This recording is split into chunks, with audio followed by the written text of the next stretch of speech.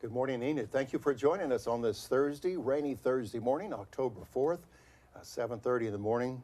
Stay tuned for the next 30 minutes. Grab a cup of coffee and join us because we've got news, weather, sports, and we'll have the district attorney with us, Mike Fields, with us for the next half hour. So we are live streaming around the globe. So we want to say hi to all of our friends around the globe this morning. Thank you for joining us. And also we're coming to you live on Channel 12 and 112 here in Enid, Oklahoma on cable television. This is Good Morning Enid, and it's time to rise and shine.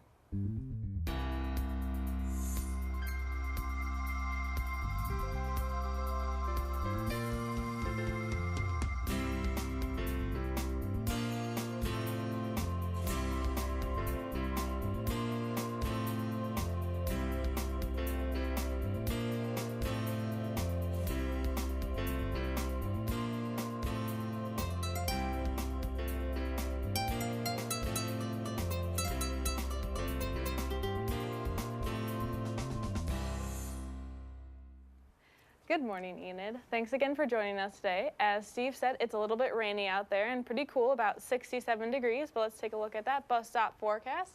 Doesn't look like it's getting much warmer the rest of the day. It's going to be a high later today of 69 degrees and a low tonight of 64. Winds are pretty high out of the east side, 25 to 35 miles an hour. It's going to be cloudy and windy for the rest of the day, so make sure to wear a jacket or something warm because it looks pretty cold. Look at those winds. Wear something heavy to keep you close to the ground, 25, 30 miles per hour. So let's look at the 3-day forecast. We've got OU Texas football. We've got the TU's playing football. I mean, just here we are in the fall. Everything is going on. But you can see it kind of takes a nosedive from Friday, from the 80s, 60s, Saturday, football day, and then Sunday, 75. Doesn't look like we're going to see the sun much, but we've got some fall temps there in the 60s and also the lows in the 50s. Kind of open up the window a little bit. Let some cool air in. If we can get the radar up earlier, around 6:30, it started to pour here in Enid, and you can kind of see where it's moved off to the east, but a good section of north central and northeastern Oklahoma is getting a rain shower, and it started around 6:30 here. Well, our special guest today is a familiar face to everyone. We enjoy having Mike Fields with us from time to time. Mike's been with us 2, 3, 4 times, our district attorney. And Mike, we're going to introduce you, or here's your chance to be your weather debut, if you will. But on this day in history, what was the temperature like on this day many years ago? Well, it looks like back in 1917, we set our record high for this day. We got all the way up to 98 degrees. And then back in 1999, we set our record low of 38 degrees. Yeah. Quite an extreme there, 98 to 38 in the same day. In history. And that's Oklahoma, right? It is. Sometimes when these fronts come through, it was 79 one day, then the next day it's 29. So that's Oklahoma. And I'm sure that happens in the North Country, Minnesota too. So that's where Aaron is from. Okay, school is in session, and we're always thinking about our next meal. Yes, we always are. Let's see what the kids are having for lunch today. Looks like they're having fish sticks, mac and cheese, salad, zucchini slices, mixed fruit, and milk. And tomorrow they're having grilled cheese, tomato soup, broccoli, apple slices, and milk. I'm definitely thinking Friday is my day to go to school. Yeah, if I had to choose, well, I don't know. I could do fish sticks. Of course, you don't hardly see me turn down any kind of meal at all. It's 7:34. Thanks for joining us on this Thursday, October 4th. Wow, I can't believe this calendar just keeps on moving. Mike, thanks for joining us today. We always appreciate you. You're a great guest, and we appreciate what you do in the community. October is Domestic Violence Awareness Month and also Marsy's Law. Can you kind of give us a snapshot on November 6th, we got a big day to vote for governor, lieutenant governor, but there's also a state question. 794, is that the number? What are people going to vote on? State question 794, Steve. It's generally referred to as Marsy's Law. It deals specifically with victims' rights.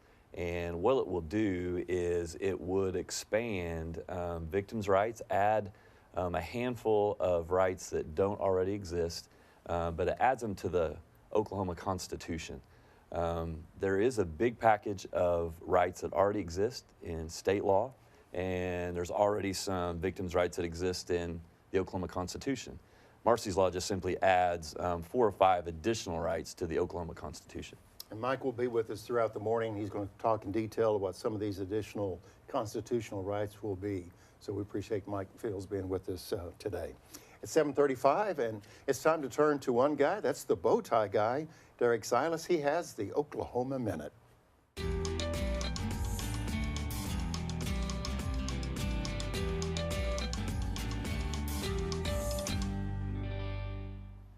A volcano erupted yesterday in Indonesia on the same island struck last week by an earthquake and tsunami disaster that has now killed at least 1,400 people. The city of Enid is accepting applications to fill vacancies on various boards and commissions. Residents may apply by 5 p.m. October 24th. You can download the application at enid.org/boards. Tomorrow, there will be a public meeting to address the rezoning effort at 301 East Iowa for the Forgotten Ministries Project. It will be held at 6:30 p.m. at First Missionary Baptist Church, which is located at 467 East Owen K. Garriott Road. Last night in the first preseason game, Oklahoma City gets a loss against the Detroit Pistons with a score of 91-97. The second game is tomorrow against the Minnesota Timberwolves at 7 p.m. in Minneapolis. Tonight, Tulsa University will play against the University of Houston. It will air on ESPN. And Saturday, University of Oklahoma will go up against Texas at 11 a.m. It will air on Fox. And Oklahoma State will go up against Iowa State at 2:30 p.m. on Saturday. It will air on ESPN2. In 2011, on this day in history, Michael Morton, a man who served 25 years for murder, was exonerated by DNA evidence implicating another man in the crime. And that's the Oklahoma Minute. Thank you, Derek. It's 7:36 on this Thursday. I'd like to remind you, if you have any fall foliage pictures, we'll get to the time here in the next few weeks or the month. The colors of the tree, or I should say leaves, will be changing. So you can send those pictures, if you will, to gme@enid.org, gme@enid.org. We want to say special thanks to Jeremiah and our friend out at Dillard's for providing the wardrobe for Miss Erin this morning. Speaking of fall foliage, very fall-looking dress. Thanks to Dillard's, the women's department, providing Erin's dress for us today.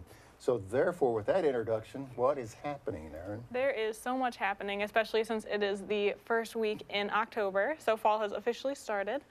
Starting us off is First Friday, this Friday, and Oktoberfest runs from 6 to 9 in downtown Enid. They'll have German food, brats, Reubens, turkey leg, pretzels, anything you can want for German food down in downtown Enid. They'll have polka music playing, a tiny horse exhibit, live music, vendors, stores will be open late, and if you want to see what stores will be open late or any other events going on during First Friday, check out the mainstreetenid.org First Friday website. After that, we have Tombstone Tales on Friday and Saturday this weekend. It's at the Enid Cemetery on West Willow, so if you're interested in any spooky events going on, this is definitely something you should check out. It's $15 for tours. It's a historical tour of unusual people that lived and died in Enid. So it's a tractor tour that drives you around the cemetery, and different characters are going to reenact the lives of characters that lived and died in Enid. They'll have hot dogs and hamburgers before the event starts, and it is a fundraiser for the cemetery. It starts at 6:30 for tours, and they run every 20 minutes, so definitely a fun event. You could bring the kids along, anything you want to start off this Halloween season. And finally, next weekend, the Commons Classic Benefit Car Show is going on Saturday, October 13th, running from 9 to 3 p.m. It's at 301 South Oakwood Road, and it has free admission. There's a $5 lunch special if you want to have lunch when you're watching these cars. All proceeds are going to benefit the RSVP Santa for Seniors. And you can, if you have any cool cars you want to show off, all makes and years are welcome to enter. It's $15 before October 13th and $20 at the door. So if you have a great car you want to show off, definitely your event. And that's what's happening. I had some cool cars at one time. I just didn't have enough sense to keep them. So I guess we can all relate to that, maybe. Yeah, so it's 7:39. If you're planning your wardrobe for the day, it's going to be a cloudy day, kind of windy, 20 to 30 miles per hour, east-northeast type winds, but it looks like our high is going to be around 70. So kind of a rainy, cloudy day for us. So thank you, Erin, for that update on what's happening. District Attorney Mike Fields is our special guest today, and Mike just kind of gave us a brief overview of what State Question 794, Marsy's Law, is all about. We'll come back right after this little informational piece about Marsy's Law, and we'll talk to Mike more about this state question that's coming up. We'll be right back. I was sexually abused by my father from the time I was 11 until I was 16 on nearly a daily basis. He would receive what's called a deferred prosecution agreement, which is essentially a slap on the wrist. I had no rights going through the justice system. Nobody ever asked me what I wanted. One of the benefits of Marsy's Law is that it would balance the scales of justice so that there is an equal playing field. I think Marsy's Law will be a huge step for survivors in their recovery because it empowers them. The message is that what you went through matters, and we are here to help you get through this. You know, one of the iconic symbols of justice in this country is Lady Justice herself. And in one hand, she holds a scale. And right now, in Oklahoma, the scale is heavily weighted in favor of perpetrators. I urge every legislator to embrace Marsy's Law because it is the right thing to do. Well, that was a very strong message. And since October is Domestic Violence Awareness Month, are there any events going on this month that you could tell us about? There are. There's a big rally today at the Capitol, a rally followed by an award ceremony where we're going to recognize those victim advocates among us who are on the front lines every single day trying to help victims of domestic violence. The YWCA has several events planned. Go to the website, check those out. One of the more moving things that they're doing is they're constantly putting up new stories of domestic violence victims, and it's a handwritten note that's posted on their website, and it's fantastic. And so just everything we can do to try and get the word out to raise the level of public awareness that domestic violence is a problem here as it is everywhere else. Mike, tell us a little bit about your lapel pin. Yeah, this month, just like you said, Steve, this month is Domestic Violence Awareness Month. Purple's what that represents. And like I said, it's just our way. Small things, big things, they all contribute to helping all of us become more aware, more sensitive to those among us that are suffering in silence, as I describe it, those that are domestic violence victims. We think of the direct victims of domestic violence, but there are also ripple effects that impact all aspects of our society, children in particular. Let me ask you this. This may sound like a very simple question, but as district attorney, why is Victim Rights Week significant? What's the big deal about that? You know, just listening. I don't mean that in light. But. No, I know what you mean. Just listening to the story of the piece that we just heard. As a career prosecutor, I mean, that hits me right in the heart. Sure. Because so much of what the criminal justice system does is helping people who have been the victims of awful, unspeakable things, help them pick up the pieces of that, do the best we can to help them put those together, and then hold accountable those people that have done that to them.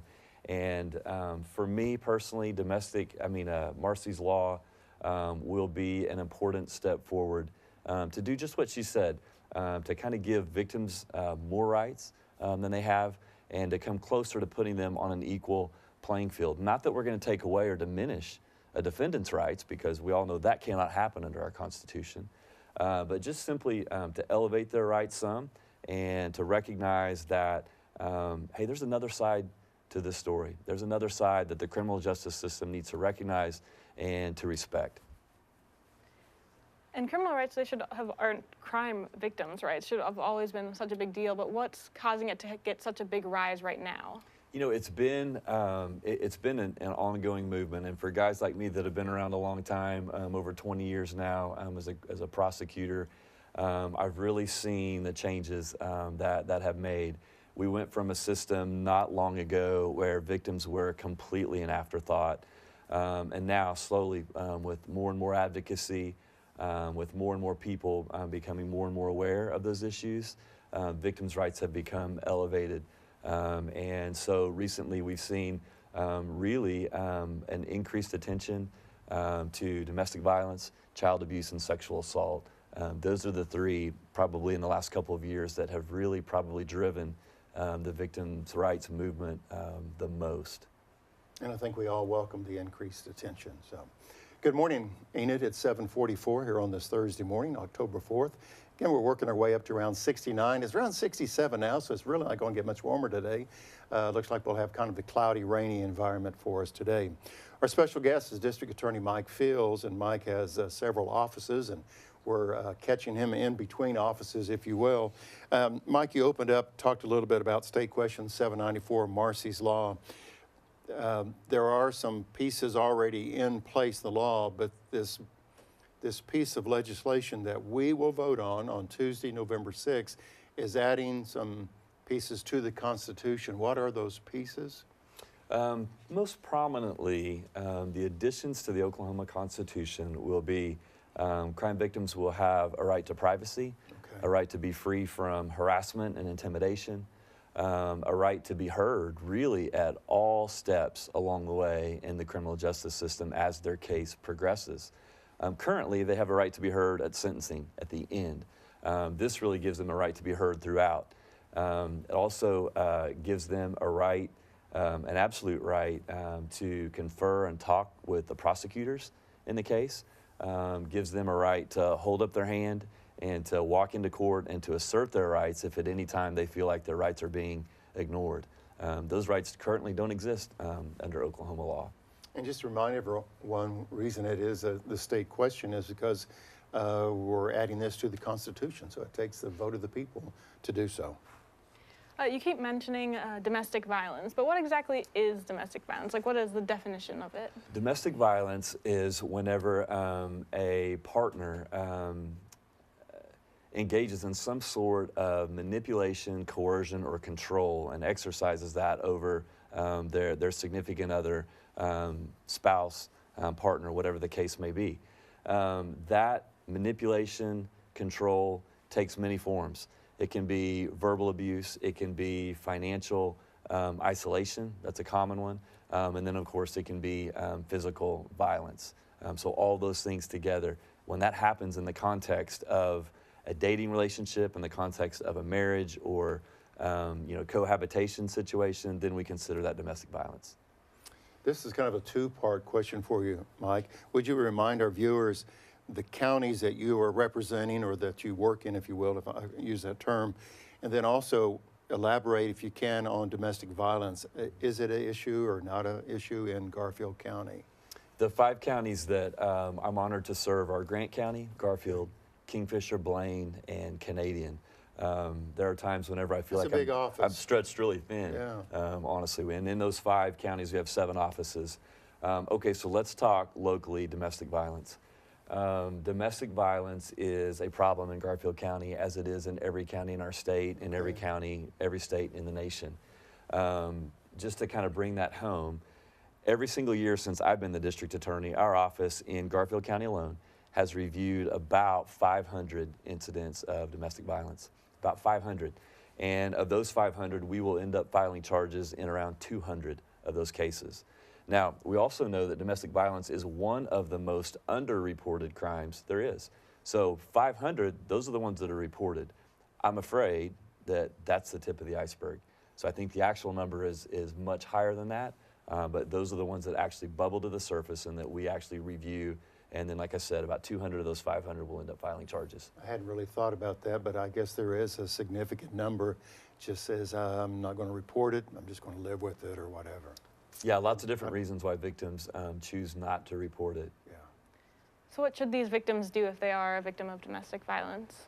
One of the things, the first thing that I say that victims should always do is reach out. Doesn't necessarily have to be law enforcement. It can be to a friend, to a coworker, someone at church. Just to reach out, just to say, hey, I need some help. There's some things going on in my family and in my home that are not okay. That's the first step, is to kind of step outside of that isolation, because isolation is such a huge component of domestic abuse. And so that's the first step, is to reach out to someone, and then from there, hopefully then we can get that person plugged into some resources. It's 7:49, and we have one more question for Mike before we go back to Derek in the news. Mike, last time you were on, we were talking about Sarah, Sexual Assault Response Advocate. Tell us about Sarah, and I think we have a graphic to show that as well. What is Sarah? Yeah, YWCA here in Enid, very close partner of the District Attorney's Office here. They do fantastic work in our community. There are other nonprofits that do fantastic work too. The YWCA, they do great work in the area of sexual assault and domestic violence in particular. They have a 24-hour crisis women's shelter there to where if you don't have any place to go, but you need or you want out of the situation, you can go there, get some help, get a cushion between you and the person that maybe is abusing you. Sarah's, okay, let's talk about Sarah's. The YWCA has a constant need for Sarah's. It's whenever someone reports an incident of sexual assault, the YWCA is notified, and if the victim chooses to, they can be given or assigned a Sarah. And that Sarah is a person that just helps them walk them through the process to help them understand what to expect, what's going to happen next, what their rights are in the area of victims' rights, to let them know, hey, this is what you're entitled to, this is what we can do, what we can't do, those sorts of things. It just is a way for that person to make sure that they're not feeling that they're standing all alone, to have someone to stand with them and to help be their voice when maybe their voice isn't quite strong enough yet. And thank you for that explanation, because I'm quite sure there's a viewer watching that either wasn't aware of Sarah and the advocate that they would have. So 7:51 on this Thursday morning. Yeah, if you missed the news earlier today and want to hear about football or anything else that's going on, Derek Silas is the person to turn to. So here's Derek Silas with the Oklahoma Minute. Thanks, Aaron. In world news, a volcano erupted in Indonesia yesterday on the same island struck last week by an earthquake and a tsunami disaster that has now killed at least 1,400 people. In local news, the city of Enid is accepting applications to fill vacancies on various boards and commissions. Residents may apply by 5 p.m. October 24th. Tomorrow, there will be a public meeting to address the rezoning of 301 East Iowa. It will be held at 6:30 p.m. at First Missionary Baptist Church. Last night, in the first preseason game, Oklahoma City gets a loss against the Detroit Pistons with a score of 91-97. And tonight, Tulsa will play against the University of Houston. It will air on ESPN. Saturday, the University of Oklahoma will go up against Texas at 11 a.m. It will air on Fox. And Oklahoma State will go up against Iowa State at 2:30 p.m. It will air on ESPN2. This day in history, 2011. Michael Morton, a man who served 25 years for murder, was exonerated by DNA evidence implicating another man in the crime. And that's the Oklahoma Minute. Now, here's Kevin for more upcoming events at the Central National Bank Center.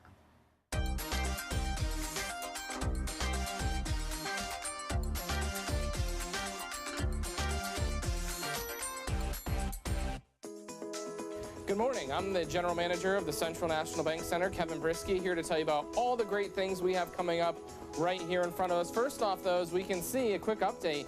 Hotel coming along nicely. Really excited for that to open sometime summer of 2019. Really excited to be able to work directly with them to bring them some really cool conventions and conferences here to the Central National Bank Center. On the entertainment side, a lot going on. It all starts this Saturday. The Enid Roller Girls will be having their final bout of the season right here at the CNB Center. And if you haven't been to a bout yet, you're missing out. For me, I've seen a lot of them. It's tough to follow the rules, but you're going to enjoy it anyways because it's really hard-hitting. It's a lot of fast-paced action. It's a lot of fun. And these ladies put their heart and soul into this. They practice really hard, and it's a lot of fun for the family and very affordable as tickets are only $10 each in advance.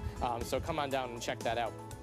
October 27th, the last Saturday of October, we're doing Costumes and Cocktails. It's a Halloween party for adults. Going to be live music and going to be appetizers and everything as well. A really cool way to celebrate the holiday that's usually for kids as an adult and really get to dress up in your favorite costume and come out and have a good night out here at the Central National Bank Center. Other things we have coming up, we have a really busy November. It starts November 8th. Jeremy Camp, Matthew West, the Answer All In Tour right here here at the CMB Center. Tickets start around $20 for that. Great Christian music, great night of worship and praise with Jeremy Camp and Matthew West, November 8th. November 27th and 28th, 3 shows of Paw Patrol. So bring the kids, bring the family, great entertainment. It's a Tuesday night, a Wednesday morning, and a Wednesday evening. So check that out. And then we finish the month, November 30th, with Gary Allen coming to town.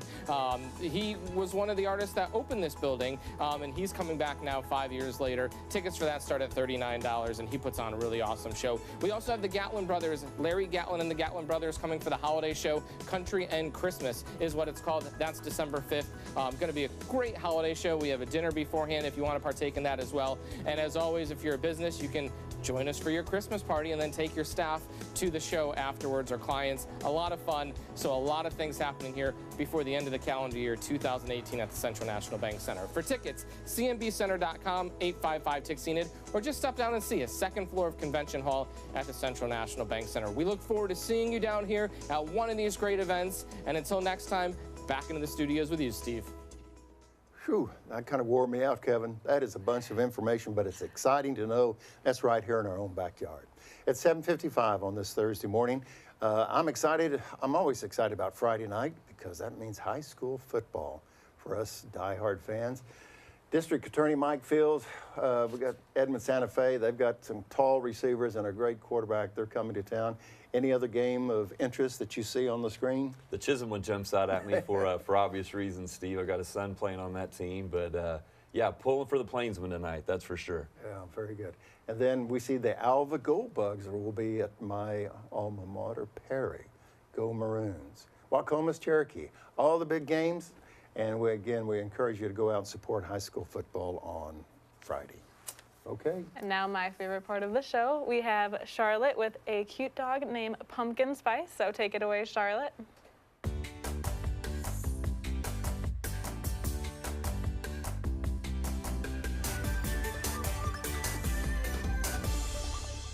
Hi, good morning. Today we have Pumpkin Spice. Pumpkin Spice is in pen 6. She is a 2-year-old pit bull, and she's dog friendly, and she loves everybody. So come by and meet Pumpkin Spice today.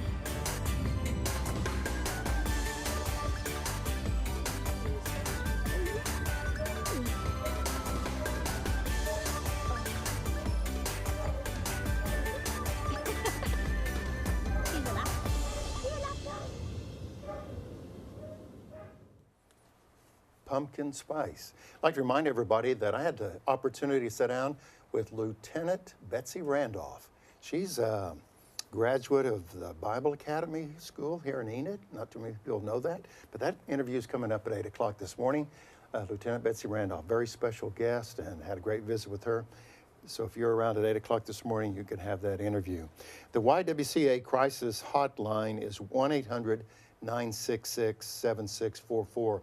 In 1 minute, Mike, November 6th, big election day in Oklahoma, governor's race, I think Corporation Commission, Attorney General, the list goes on, but also State Question 794, your thoughts? About 30 days out now from the election, it's really important that everybody gets out and votes, makes their voices heard.